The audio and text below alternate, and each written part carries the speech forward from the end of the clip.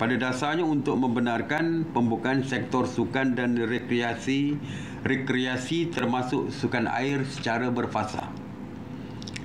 Semalam, Kementerian Belia dan Sukan telah membentangkan cadangan SOP kepada jawatankuasa dan jawatankuasa telah pun bersetuju untuk membenarkan pembukaan sektor sukan dan rekreasi yang akan berkuat kuasa mulai 1 Januari 2020. Tetapi berdasarkan SOP-nya berdasarkan kepada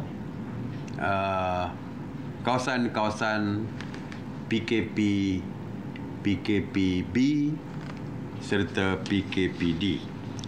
Di kawasan PKP, kawasan PKP pemulihan, kawasan yang kebanyakannya di seluruh negara ini, aktiviti sukan dan rekreasi adalah dibenarkan dengan syarat mematuhi SOP sektor sukan dan rekreasi. Penganjuran kejohanan tempatan adalah dibenarkan. Ini untuk tempatan saja dibenarkan dengan kapasiti penonton 10% atau maksimum 4,000 penonton. Yang mana yang lebih kurang? Ya, sebagai contoh, Stadium Bukit Jalil boleh menempatkan 80,000 penonton. Kalau 10% tentulah 8,000. Tapi seperti yang kita tetapkan sini, maksimum adalah 4,000.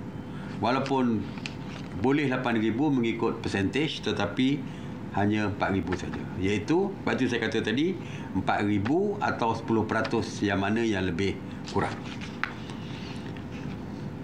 Aktiviti massa yang melibatkan penyertaan melebihi 500 orang pada satu masa adalah tidak dibenarkan. Jadi bermakna tidak melebihi daripada 500. Di kawasan PKP bersyarat, aktiviti sukan dan rekreasi kategori individu dan berpasukan bagi tujuan aktiviti, latihan, permainan dan perlawanan, indoor dan outdoor, tanpa penonton dibenarkan. Ya, tanpa penonton. Kapasiti pengguna bagi setiap premis tidak melebihi 50% kapasiti keseluruhan premis tersebut.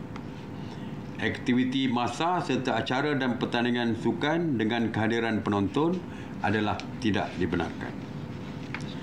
Mengenai PKPD, di kawasan PKPD, sebarang aktiviti sukan dan rekreasi tidak dibenarkan sama sekali. Saya nak maklumkan, ini sesuatu yang menggembirakan, saya percaya. Perlawanan bola sepak Piala Malaysia dibenarkan mulai Januari 2021. Okey.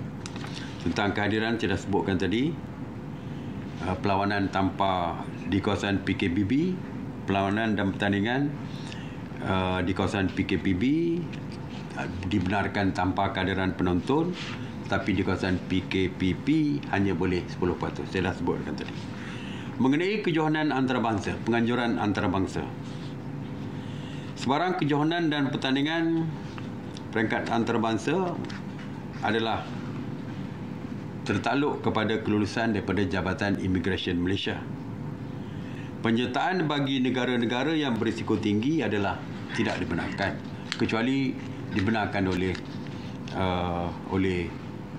Jawatan Immigration. Sebagai contoh, kita menganjurkan piala untuk badminton ni, Open. Salah satu ni Piala Malaysia badminton. Kita boleh menganjurkan, tetapi negara yang nak menghadirkan diri adalah dengan kebenaran daripada Jabatan Immigration. Dibenarkan atau tidak, satu-satu kejohanan antarabangsa itu adalah mengikut daripada kebenaran daripada Jabatan Immigration. Kita juga mendapati ada di kalangan pemain-pemain kita yang dijemput untuk menyertai pertandingan peringkat antarabangsa luar daripada Malaysia. Ya. Ini juga perlu mendapatkan kelulusan daripada Jabatan Immigration, kerana mungkin ada beberapa negara itu yang dianggap sebagai negara yang berisiko tinggi. Dan keputusan daripada Jabatan Immigration diperlukan untuk membenarkan mereka keluar negara untuk menyertai pertandingan di luar negara tersebut. Okey. Ada kes yang melibatkan sentuhan.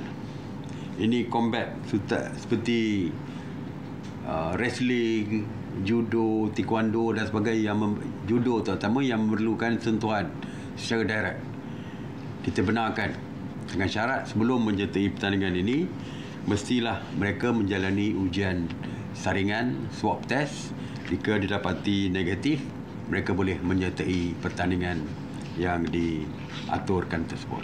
Tapi yang saya maksudkan ini adalah di peringkat di dalam negara saja, bukan keluar negara. SOP yang detail boleh dirujuk kepada laman sesawang KBS dan juga MKN.